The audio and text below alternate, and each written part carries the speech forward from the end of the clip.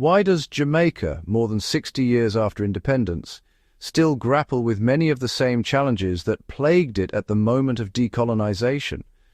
Why does a nation blessed with natural beauty, cultural richness, and human talent continue to struggle with economic dependency, brain drain, and persistent inequality?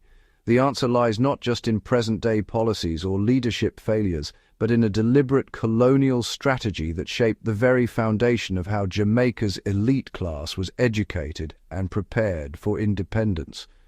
The British colonial system did not train Jamaicans to build a nation. It trained them to manage one according to rules written elsewhere, for purposes determined by others. This distinction between management and nation-building is crucial, and its consequences continue to reverberate through Jamaican society today.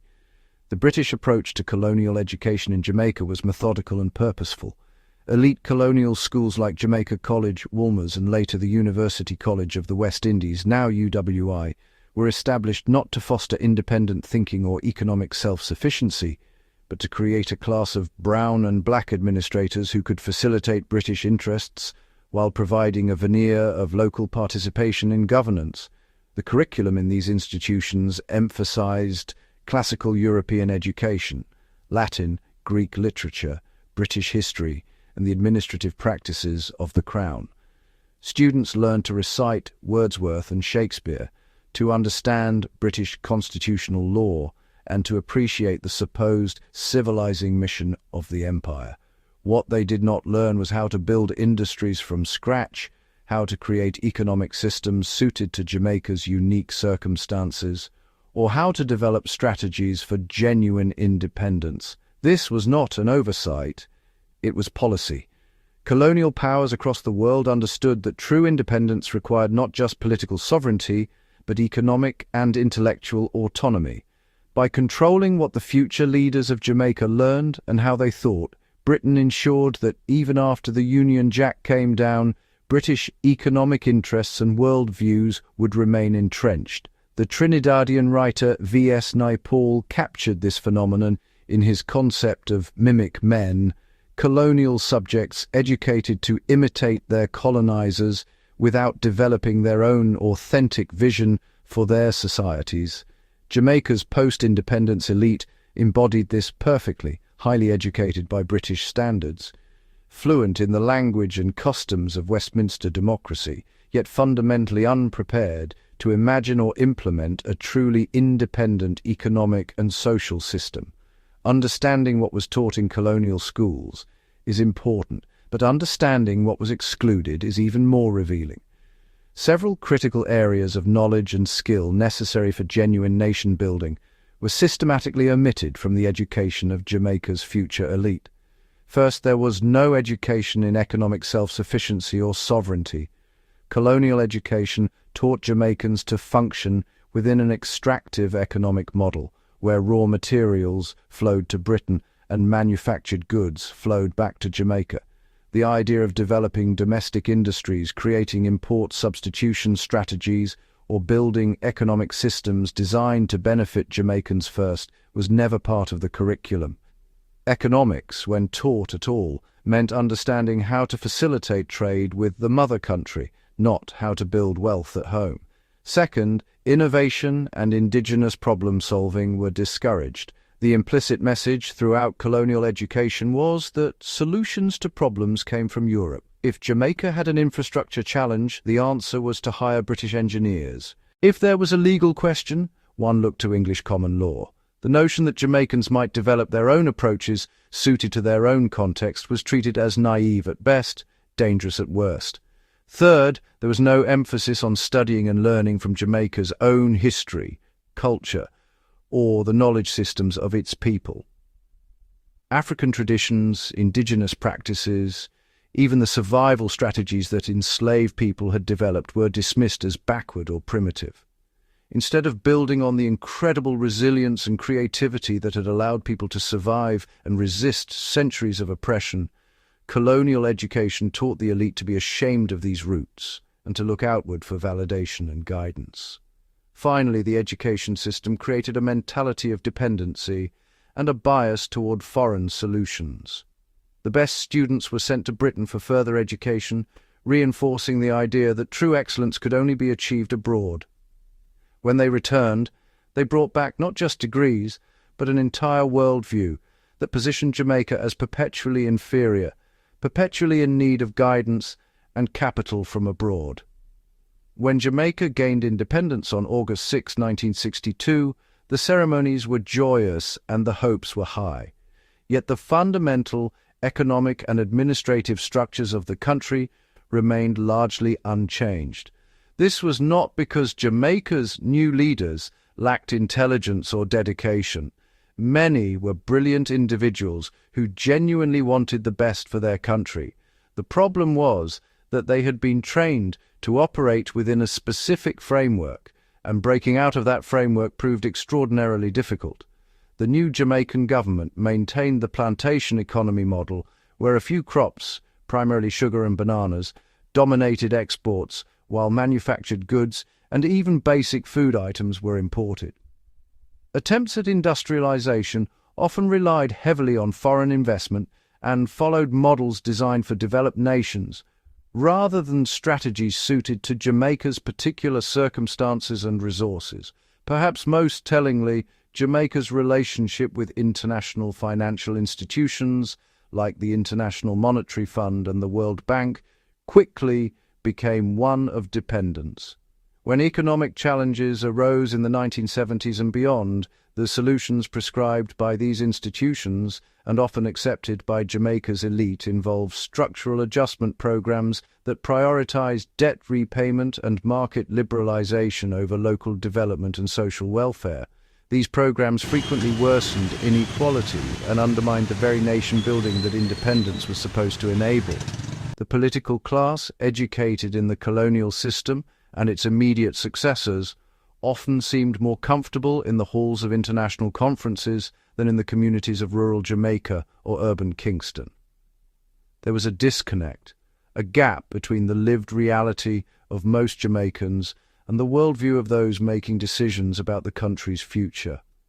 Policy debates focused on attracting foreign investment, maintaining good relationships with international partners, and managing the existing system rather than fundamentally reimagining what Jamaica could become. The brain drain phenomenon accelerated. The brightest minds, products of Jamaica's educational system, regularly left for opportunities in Britain, the United States, and Canada. This was partly about economic opportunity, but it also reflected a deeper issue. The education system had prepared these individuals to succeed in Western systems, not to build something new in Jamaica. They were trained for careers in international corporations, foreign universities, and overseas governments, not for the harder, less prestigious work of nation-building at home. Today, more than 6 decades after independence, the effects of this colonial education system remain visible throughout Jamaican society. The country continues to struggle with many of the same fundamental challenges: heavy reliance on imports, difficulty developing sustainable domestic industries, persistent inequality, and ongoing brain drain. Jamaica's political and economic elite often display a disconnect from the everyday realities faced by most citizens. Policy solutions frequently mirror those promoted by international institutions, rather than emerging from genuine understanding of local conditions and possibilities. There is still a tendency to look outward for validation and solutions, to measure success by foreign standards rather than by progress toward goals defined by Jamaicans for Jamaica. The education system itself, while expanded to reach more people, still largely follows a model designed to produce employees for existing systems, rather than entrepreneurs, innovators, and builders who can create new possibilities. Critical thinking about Jamaica's economic structure, genuine Caribbean history, and alternative development models remain marginal in most curricula. This is not to say that nothing has changed, or that all of Jamaica's challenges can be blamed on colonial education. Jamaicans have achieved remarkable things in music, sports, and culture, creating influence far beyond the island's size. There have been periods of genuine progress and leaders who attempted to break free from colonial patterns, but the fundamental structure established by colonial education continues to constrain what seems possible what gets attempted, and how success is defined. Consider the contrast with countries that took different approaches.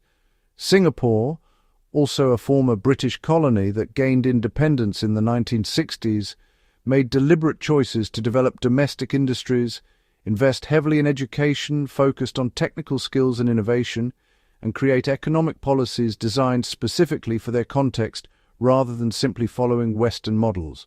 While Singapore had its own challenges and made controversial choices, the results in terms of economic development and raising living standards are undeniable. Closer to home, countries like Barbados, under leaders such as Mia Mottley, have begun to articulate visions of genuine Caribbean sovereignty, challenging international financial structures and developing regional solutions to shared problems. These examples suggest that breaking free from colonial patterns is difficult but not impossible. If colonial education created managers rather than builders, what would an education for nation building look like? What knowledge, skills, and mindsets would genuinely prepare people to develop Jamaica according to its own needs and possibilities? Real nation building requires first and foremost a deep understanding of and respect for one's own society. This means studying Jamaican history in all its complexity, not just as a prelude to British arrival, but as a story of resilience, creativity, and survival. It means valuing the knowledge systems and practices that have allowed communities to thrive despite centuries of oppression and exploitation. It means taking Caribbean thinkers, economists, and historians seriously as sources of insight and guidance. Nation building requires education in economic sovereignty, how to develop industries based on local resources and local needs, how to create financial systems that serve domestic development, how to build trade relationships that benefit Jamaica rather than simply extracting its wealth. This is not about isolationism, but about understanding that genuine participation in the global economy requires a strong domestic foundation. It requires fostering innovation and entrepreneurship rooted in local context. Rather than always looking abroad for solutions, how can Jamaicans develop technologies, business models, and social systems suited to their circumstances? How can the incredible creativity evident in Jamaican music and culture be channeled into economic and social innovation? Nation building requires developing leaders who see their primary accountability as being to the Jamaican people rather than to international institutions or foreign investors. This does not mean ignoring global realities or rejecting all foreign partnership, but it does mean making decisions based on what serves Jamaica's long-term development rather than what pleases external actors. Finally, it requires hope and vision. Colonial education subtly taught that Jamaica's possibilities were limited, that true excellence lay elsewhere, that the best one could hope for was competent management of a small island economy. Real nation-building requires rejecting these limits and daring to imagine what Jamaica could become if its people, resources, and creativity were fully mobilized toward goals defined by Jamaicans themselves. The colonial education system that shaped Jamaica's elite was remarkably successful at achieving its goals. It created administrators who could manage Jamaica within structures designed to serve British interests. It produced leaders who were comfortable with dependency and who looked outward for solutions and validation. It ensured that even after independence, the fundamental economic and social patterns established during colonialism would continue. Recognizing this legacy is not about assigning blame or dwelling in the past. It is about understanding why certain patterns persist and what must change for Jamaica to achieve the promise of genuine independence. The first generation of post-independence leaders worked within the constraints of their education and their era. Today's generation has both the benefit of hindsight and examples from around the world of different paths that could be taken. The question facing Jamaica now is whether it will continue to operate within the framework established by colonial education, producing competent managers of a dependent economy, or whether it will take the harder but more rewarding path of genuine nation building. This requires not just new policies but new ways of thinking. new educational priorities, and new measures of success. It requires asking, not how can we better manage within existing global systems, but what kind of society do we want to build, and what will it take to get there? It requires valuing local knowledge alongside international expertise, fostering innovation rooted in Caribbean context, and developing leaders whose primary commitment is to the flourishing of Jamaica and its people. The colonial education system was designed to prevent exactly this kind of independent thinking and action. Breaking free from its legacy is therefore both a practical challenge and an act of genuine decolonization. It is the unfinished work of independence, and it remains the most important task facing Jamaica.